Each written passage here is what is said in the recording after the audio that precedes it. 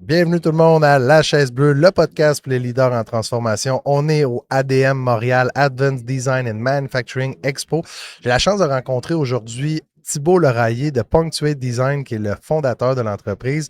Vous allez voir, c'est une personne qui est un citoyen du monde pour avoir vécu, je pense, 4 ans à Hong Kong, a vécu aux États-Unis, parti d'une entreprise en design au Québec. Je pense que les entreprises qui ont des produits à développer, qui ont le goût de voir des choses différentes de ce qu'on du quotidien ou d'avoir quelqu'un avec un petit peu plus d'expérience, écoutez le podcast. Bonne écoute tout le monde. La Chaise Bleue est une idée originale de GLM Conseil. En partenariat avec KPMG.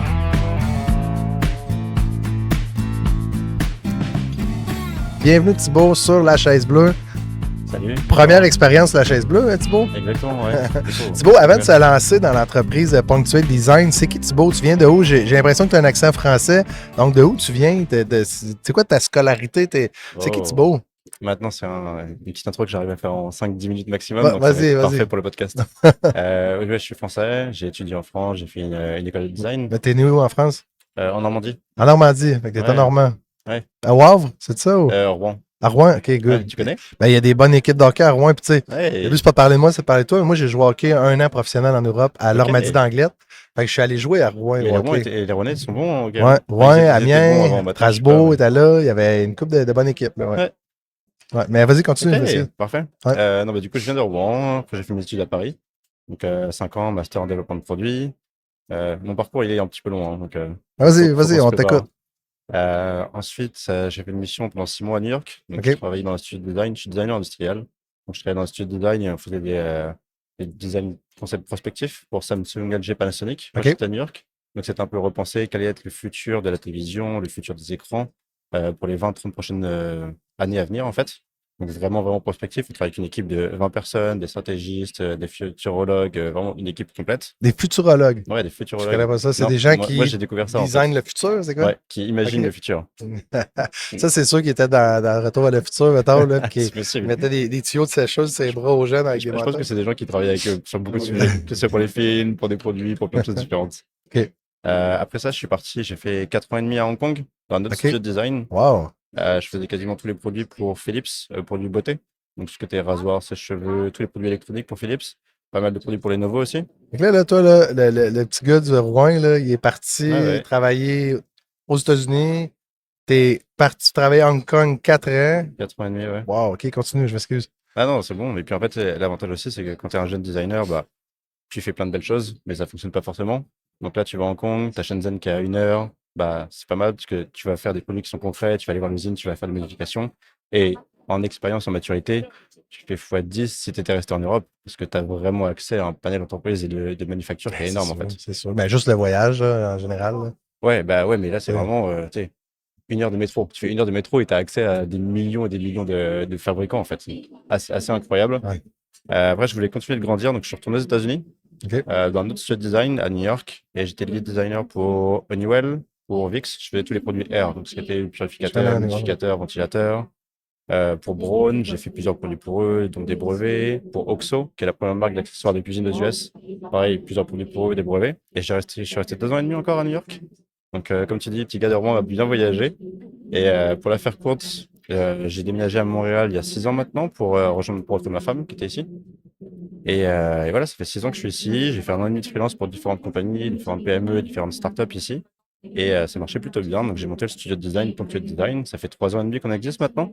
Donc, on fait du développement de produits, développement de produits physiques. Fait que Punctuate Design, c'est toi qui es le créateur. Exactement. Puis, vous êtes combien dans l'équipe? On est 6. 6. Fait que là, c'est un vrai start-up qui fonctionne. Ouais, ça fonctionne bien. 3 ans et demi, ça fonctionne. Ouais, mais c'est le 5 ans, la vallée de la mort. Ouais, je sais, il me reste encore 1 an et demi. Passé par là. Fait que dans 1 an et demi, là, prépare-toi financièrement à racheter les autres ou à te faire racheter. Ou dans 1 an et demi, je reviens ici, puis du coup, on verra c'est quoi le futur. C'est ça. Non, parce que ça va te prendre 1 an. Fait que dans 2 ans et demi, c'est une blague. Non, mais la vallée de la mort, le but, c'est pas de parler et de te souhaiter la vallée de la mort, mais elle est existante. Non, mais les startups, c'est 5 ans, c'est ça? Ouais. C'est tout le monde, à un moment donné, l'entreprise est payée, il y a moins de prêts. Là, tu as l'opportunité de créer de la valeur ou de garder la valeur ou de cacher un petit peu ou de croître. Tu sais. Mais si vous êtes tous seul actionnaire ou plusieurs actionnaires? Ah, OK, voilà, ça, c'est moins différent. C'est quand tu as plusieurs actionnaires, c'est que là, à un moment donné, les idées, les intentions des actionnaires peuvent changer ou la réalité des gens. Comme tu dis, parce qu'au final, ça fait 3 ans, mais on commence à être très, très bien connu sur Montréal maintenant. Même au Québec, Canada, on commence. Et on nous a déjà proposé une fois ou deux de commencer à nous racheter. Donc, c'est pas mal, c'est une bonne chose. Ben oui, ben oui. Attends, parce que si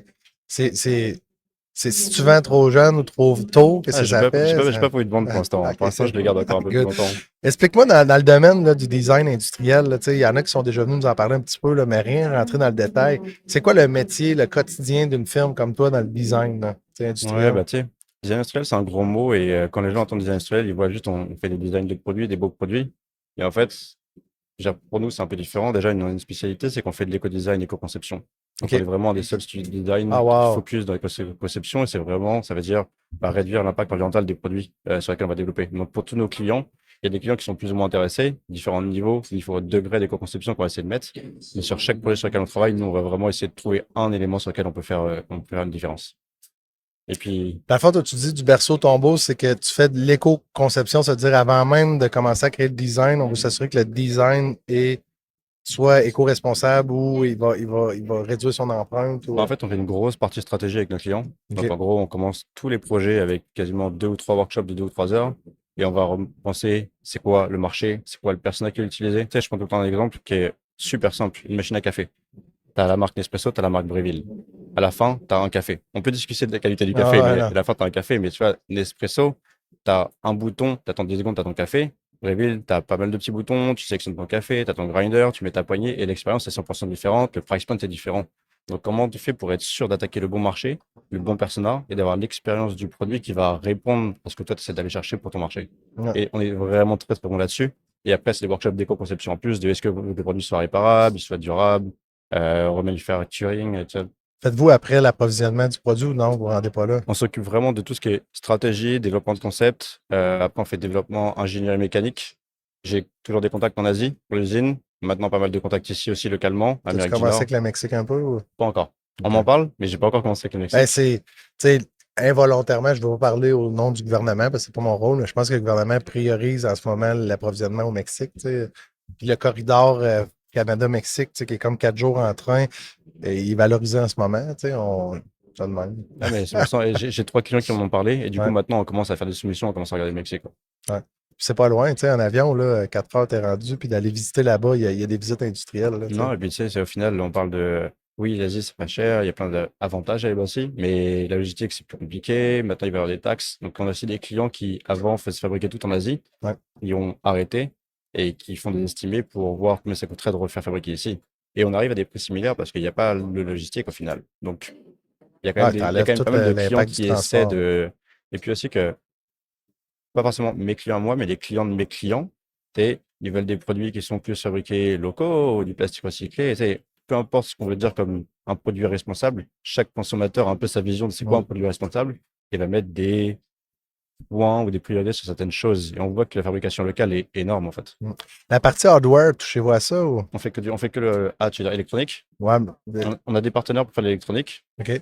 Nous, on focus vraiment sur la partie physique du produit. Fait que toi, dans le fond, tu vas imposer ou tu vas faire des specs tu sais, mettons, le PCB, tu t'en occupes pas, mais dans ta conception mécanique, tu tiens compte quand même de la grosseur du PCB. Exactement. Et puis, quand on fait des ateliers de stratégie, là, les premiers ateliers où on définit vraiment ce que ça va être, l'aspect, comme tu dis, on définit potentiellement où vont être les boutons, comment va être les boutons, ça va être quoi le fil du bouton, c'est quoi, pareil, l'expérience qu'on veut approcher. Donc, on donne quand même des critères à nos partenaires en électronique pour pouvoir développer ça. C'est quoi ton client idéal, toi, dans le fond, que tu cherches? Tout ce qui est PME. Québec, Canada, en ce moment. On commence à avoir des clients aussi aux États-Unis. Et 100, 200, 350 personnes environ. Ça veut dire, mettons, n'importe quelle compagnie qui ont un produit au détail ou physique, même B2B, mais qui a un produit physique, qui est en train de développer une nouvelle génération d'un produit, tout, toi, à fond, c'est ton client potentiel direct. Entreprise manufacturière. Ouais. Pas qu'elle va forcément, je veux pas qu'elle source des produits et qu'elle les revende. Et par contre, à partir du moment où elle fabrique ses propres produits, on peut les aider. Ah ouais, pourquoi tu veux pas que ce soit des gens qui sourcent ailleurs? Ils n'ont pas besoin de nous. ils sourcent ailleurs. Hein. OK. Donc, en fait, ils vont acheter des produits, mettre leur logo dessus et puis revendre. Ouais. Donc là, nous, on peut OK, pas... OK, je comprends. OK, excuse-moi. C'est ça que je veux dire. C'est que vu qu'ils sourcent leurs produits ailleurs, on n'a pas beaucoup de valeur ajoutée là-dessus. Sauf s'ils veulent faire des changements, mais souvent, c'est rare. Fait que, tu sais, principalement, ça veut dire que tu travailles dans le domaine du plastique, du mécanique et tout ça, mais est-ce que ça arrive des fois que les gens t'arrivent avec des produits qui sont un petit peu plus grands ou des, tu sais, genre des voitures, des autobus ou non? C'est pas, ça fait partie de votre créneau? On a un des derniers produits sur lesquels on a travaillé sur un robot modulaire pour les mines, taille d'une voiture. Donc, on a pu aider là-dessus. Par contre, quand c'est un projet aussi poussé que ça, les mines, il y a beaucoup de contraintes. Là, on travaille avec des cabinets externes pour faire toute la partie ingénierie vraiment poussée. C'est ça. Nous, par contre, on va faire, c'est quoi toute l'expérience autour du robot. Donc, comment ça l'utiliser, c'est un truc un peu modulaire. Donc, comment les batteries sont mises, comment les différents éléments sont mis à l'intérieur. Donc, là-dessus, ce projet, on a vraiment focusé surtout l'expérience d'utilisation. Hey, c'est la première fois que j'ai quelqu'un sur le podcast qui a travaillé à Hong Kong pendant 4 ans. Là. C'est quoi la différence de culture? Puis tu sais, ça fait quand même une couple d'années, fait que c'est sûr que ça peut avoir évolué là-bas aussi, mais tu sais, un entrepreneur au Québec, là, exemple, tu sais, de, je sais pas moi, 100 employés versus un entrepreneur de 100 employés à Hong Kong. C'est quoi la différence? Tu sais, les frappantes, là. Qu'est-ce qui fait que les gens à Hong Kong sont peut-être différents ou... C'est une bonne question. Je suis vraiment curieux. C'est dur comme réponse, en vrai. Moi, je peux t'aider pour la France. Je l'ai vu direct. Là. Moi, mettons, je vais te donner mon expérience. Moi, j'ai travaillé quasiment 2 ans avec Bonduel en France. J'ai fait 11 usines de Bonduel. Puis, tu sais, quand j'arrivais, là, les gens, là, ils étaient froids. Puis, tu sais, quand je passais le degré de confiance, ils devenaient, là, ils étaient prêts à me prêter leur voiture, leur maison. Tu sais, au Québec, c'est le contraire. Les Français arrivent, on les accueille, puis là, à un moment donné, 2 semaines après, on se parle plus, puis là, le Français, il est là, ouais, mais qu'est-ce qui s'est passé, tu sais? Mais tu sais, la réalité, c'est, je pense qu'on est très accueillant. On maintient peut-être moins les relations que les Français proches de nous, tu sais, puis c'est culturel. Puis l'autre chose, je me rappelle, en France, c'était bien vu de rester longtemps au travail le soir. Il y en a qui restaient jusqu'à 9 heures, là, tu sais. Puis nous autres ici, même si tu ne travailles pas, c'est bien vu. Il faut que tu restes, il faut que tu partes les derniers. C'est ça. Puis on dînait, ça prenait 1h30, des fois 2 heures dîner, tu sais. C'est le lifestyle à la française. Ouais, c'est ça. Mais tu sais, mais Hong Kong, c'est quoi la différence? L'opposé. L'opposé? L'opposé pour le midi. OK. C'est sûr, c'est que tu manges rapidement ou tu manges pas ou tu manges devant ton ordinateur. Par contre, tu travailles tard. Okay. Tu fais des gros horaires. Tu sais, pour te donner une idée, en 4 ans et demi, je crois qu'avec le studio, on a mis 38 produits sur le marché. Pas juste on fait des concepts, les produits sont sur le marché, ils sont en vente. Ouais. Il n'y a pas beaucoup de studios de design qui montent en 4 ans, 30, on était 5 personnes. Hein. Donc 5 personnes, c'est quand même beaucoup de produits par année. Un studio qui fait autant de produits par année, je pense que c'est peut-être 3-4 fois le nombre de personnes à l'intérieur. Puis tu sais, la relation patronale, c'est très hiérarchique, mettons en Europe, au Québec, très amical, même, tu sais, c'est quasiment mal vu aujourd'hui, quelqu'un qui est autoritaire, tu sais, faut qu'il soit plus un exemple de leadership, objectif, considération. Hong Kong, ça ressemblait à quoi?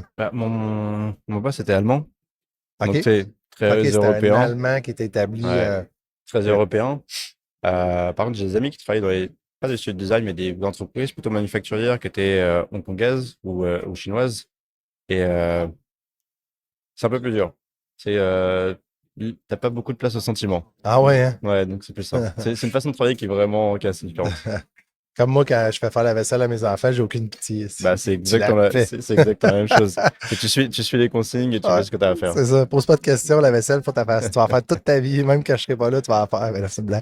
Puis, dis-moi, là, tu sais, je vais parler, là, c'est Punctuate Design, c'est quoi ton objectif avec ça dans le futur? C'est-tu de monter ça à une entreprise de 200 employés? C'est-tu d'un jour de créer ton propre produit puis de le manufacturer? Là, peut-être tu vas dire, Benoît, en ce moment, c'est ce qu'on fait puis c'est ça notre but, là, mais c'est quoi l'objectif que tu as à travers ça? On fait des projets d'innovation en interne pour différents sujets. On dit qu'on peut faire des changements, par exemple. On peut faire soit de l'innovation, soit des nouvelles façons d'utiliser les produits. Mais à terme, là, on est 6. On était à peut-être 10-12 maximum ici à Montréal. Mais potentiellement avoir un autre studio sur la côte ouest ou aux États-Unis, un autre en Europe. Donc, plusieurs petits pôles de 10-12 personnes avec chacune des personnes qu'on a sont super sharp. Ça, tu sais que quand tu vas sortir du podcast, quand ça va passer dans une couple de semaines et tout, là, il y a des gens qui vont t'appeler. Les gens vont dire j'ai un produit à designer, let's go Thibaut. Puis là, quand ça va arriver, puis tu vas l'avoir fait, j'espère que tu vas revenir avec ton client, puis vous allez en parler dans la relation. Grand plaisir. Ouais. Si on avait la chance d'assurer quelqu'un avec nous sur le podcast, n'importe qui dans le monde, n'importe qui là, qui parle n'importe quelle langue, c'est qui tu aimerais qu'on rencontre ensemble, qu'on passe un moment avec lui? Tu aurais dû me préparer pour ces questions. Mais non. Ah, y a-tu quelqu'un qui t'inspire dans le monde ou que tu lui poserais des questions, tu aimerais l'asseoir? Puis...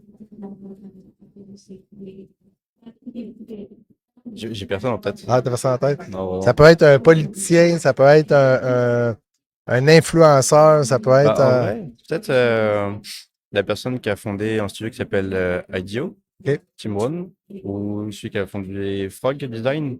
C'est vraiment des gros studios qui faisaient beaucoup de design de produits avant, je crois qu'ils sont peut-être 20, 30, 40 bureaux à travers le monde.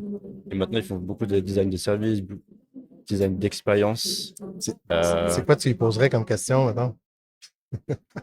Comment faire pour accélérer? Comment faire pour accélérer? On se pose toutes ces questions-là. Là, le but, c'est pas de partager, mais nous autres, quand on a trop accéléré, il a fallu désaccélérer. Ah, ben c'est possible, ça c'est sûr. Ouais. C'est parce que tu sais, c'est personnel ce que je veux dire là, mais tu sais, on n'entend pas de cas, fait que c'est pas tant personnel, là, mais quand tu vas aller trop vite, ce qui arrive, c'est qu'à un moment donné, tu manques d'ouvrage pour toute l'embauche que tu fais. On faisait des cohortes, tu t'engageais à coup de 5. Puis ce qui arrive, c'est qu'à un moment donné, tu vas chercher des mandats qui ne nécessairement ne fit pas dans ton organisation. Tu les accélères, puis là, il faut aller chercher, puis là, tu crées une pression dans les ressources, chez les clients. Puis ce que ça fait à un moment donné, ben, tu vas chercher de l'ouvrage juste pour faire vivre des gens, mais il n'y a plus de valeur qui se crée parce que tu sais, tu seras jamais meilleur que ton client comme entrepreneur, mettons. Tu seras jamais meilleur que tes employés. Tu sais, ça peut pas, sinon ça marche pas. Tu sais. Ouais, mais tu sais, même quand je parle de croissance, c'est croissance, je sais pas si je peux appeler ça croissance intelligente, Ouais. mais tu sais, pour tous les clients pour lesquels on a, pour moi, mon objectif, c'est on prend un projet, il faut qu'on ait une valeur ajoutée. Tout le temps, tout Mm. le temps, tout le temps. Par exemple, on a des clients qu'on aide sur développement de leurs produits, bah, le projet est fini. Après, je vais leur dire, bah, tiens, si vous voulez, je pouvais être en relation avec 2 personnes de la presse pour avoir des articles. Tu C'est sais, ça. c'est juste, on fait pas juste des industriels, Ouais. c'est que de A à Z, on essaie de les accompagner et puis, je peux dire que quand on a un client, on l'a à vie, mais quasiment au final. Et Ouais, il va nous faut. rappeler pour nous faire confiance, même pour d'autres choses, pour nous parler de la stratégie du prochain produit, Mm. sans avoir de mandat. On va vraiment essayer de, ouais, donner de la valeur ajoutée de A à Z. Mm. Tu sais, là, on le voit pas parce qu'aujourd'hui, on a le setup là, avec ADM Montréal. Là. Il y a un petit foyer en arrière de toi. Là. Normalement, c'est des petits divans. Puis là, le setup est différent. Puis on pose tout le temps la question à l'invité, tu sais, pour être entrepreneur, pour être constamment en mouvement, de se lever le matin avec le désir de conquérir, je vais dire ça comme ça, puis tu sais, de garder quand même certaines passions. Comment tu alimentes ton feu intérieur? Qu'est-ce que tu te mets comme bûche? C'est-tu des conférenciers? C'est-tu des livres? C'est-tu une routine? C'est ce qui fait que tu te gardes actif. Tu sais, le métier d'entrepreneur, c'est pas facile, là, tu sais, honnêtement. Non. Il n'y a rien c'est jamais tout cru dans le bec, là, tu sais. Euh, des livres, beaucoup d'articles, des podcasts de temps en temps et du coaching. Il y en a-tu un que tu aimerais conseiller aux gens qui écouent aujourd'hui? Ouais, il y a un livre que j'ai conseillé d'ailleurs à Emmanuel Ouais, Emmanuel et Cameron. Catherine, qui s'appelle Do You Matter? Et Do You Matter, c'est un livre sur le design et sur l'expérience. Comment, bah, on parle d'Apple, on en parle souvent, mais Apple, BMW, comment toutes ces marques-là ont réussi à créer quelque chose qui était au-delà du produit. Par exemple, BMW, ils designent le bruit de quand tu fermes les voitures, les portières de voitures. Dyson, ils designent le tuyau d'aspirateur, hein, avec toutes les petites formes là, ils designent ça pour avoir un son d'aspirateur qui est différent. Tu sais, c'est comment tu crées une expérience produit parfaite pour tes utilisateurs sans même que le client en ait conscience, mais qui sait que quand il utilise le produit, il a quelque chose de différent d'ailleurs. C'est un produit qui est incroyable parce qu'il parle de comment intégrer le design de A à Z, mais même quand tu fais du recrutement, juste de A à Z dans ta vie de ton produit, on va dire, de ton entreprise. Intéressant ce que tu dis. Je ne savais pas que BM travaillait sur le son du véhicule ou des Juste des balayeuses portières, non de plus. quand tu fermes les portières. Ouais. J'avais jamais Ouais, entendu ça. ouais. Y a-t-il une question que j'aurais dû te poser aujourd'hui que je t'ai pas posée ou qu'est-ce que je devrais savoir que je ne sais pas par rapport à Punctuate Design? On va se revoir, c'est sûr. Ouais. Euh, Ça te met de la pression, hein, tu sais. Ouais, je réfléchis à une question particulière, mais je pense que tu as posé pas mal de questions. Mm. Euh, J'aime bien, en fait, on aime beaucoup l'innovation et quand je parlais tout à l'heure de, tu sais, les parties stratégie, je pense que faire des concepts, faire du développement, ingénierie mécanique, il y a beaucoup de studios qui peuvent le faire, mais au niveau stratégie et expérience utilisateur, on est vraiment bien calé là-dessus. Il y a même des compagnies qui ont commencé à accompagner pour faire de l'innovation. Donc, tu sais, Y a-t-il un produit de tous les jours, mettons, que dans une autre vie ou actuellement, que tu as designé, qui est encore utile, que tout le monde utilise? Y en a-t-il un que tu es fier, mettons, dans le marché? Ou... ouais, il y en a un, c'est un petit, par exemple pour Oxo, on a fait un juicer où tu peux presser les agrumes, en gros citron orange, super simple. Il Ouais. n'y a pas d'électronique, il n'y a rien dedans. On fait des produits qui sont beaucoup plus complexes que ça. Mais pour ça, on a fait venir peut-être 40 utilisateurs pour tous tester. On peut voir que même les mains sont différentes des gens, mais ils peuvent prendre le produit. À chaque fois qu'ils tiennent le produit dans la main, la main va toujours être posée sur la table, avec le produit sur la table. Le bec a été travaillé, le rimmer laisse passer assez de jus et assez de pulpe pour avoir l'expérience du jus parfait. C'est un produit super, super simple, mais il y a eu tellement de réflexion qui va dedans que c'est un bon exemple, je trouve. Ah ouais. C'est comme là, je pas toi qui l'ai designé, mais tu sais, le farcisseur de boulettes d'hamburger, là, c'est drôle, là, mais je pense que c'est Hamburger Québec Barbecue qui l'avait parti, là, ou je sais pas. Puis, sur Amazon, c'était genre 8$, mais il y en avait genre 40 000 de vendus en dedans. C'est un produit super simple, super, mais qui se vend comme des panoplies. Là, c'est intéressant. Thibaut, là, je vois l'événement, il y a beaucoup de monde. On aura la chance de se revoir. Je vais te laisser aussi aller faire ton show. Merci d'être venu sur la chaise bleue. J'espère que tu vas revenir avec un client. Tu me le dis, là, un jour, je veux, s'il y a des gens qui te contactent suite à cet événement-là, de ce podcast-là, je veux qu'on se rassoie et on parle du projet que vous avez vu ensemble. Peut-être avant de se laisser aussi, ce serait le fun d'en savoir pour les gens. C'est quoi le processus de relation avec vous autres? C'est-tu un appel, une rencontre, puis déjà on est en offre de service ou les gens ont besoin de t'envoyer un produit ou comment ça fonctionne? Non, en général, c'est plutôt email de contact ou appel. Faire un premier rendez-vous de 30 minutes, 1 heure, discuter un peu du projet. Et puis selon les questions que j'ai, je reviens vers eux ou je peux revenir directement avec une offre de service et puis après on part sur le projet. Puis après, on est très très très collaboratif. On n'est pas le genre de studio à juste prendre le projet et revenir 3 mois avec le résultat. C'est qu'on va vraiment demander des meetings toutes les semaines, toutes les 2 semaines pour pouvoir avancer avec le client et que les clients se sentent au final, oui, on fait le projet, mais c'est lui qui exécute le projet avec nous. Oui, excellent. Merci d'être venu à la chaise bleue, Thibaut. Merci beaucoup. Un plaisir de se revoir bientôt. Merci. Bonne journée. Cet épisode de La Chaise Bleue vous a été présenté par GLM Conseil. Acolyte de la transformation dans votre entreprise à l'ère du numérique.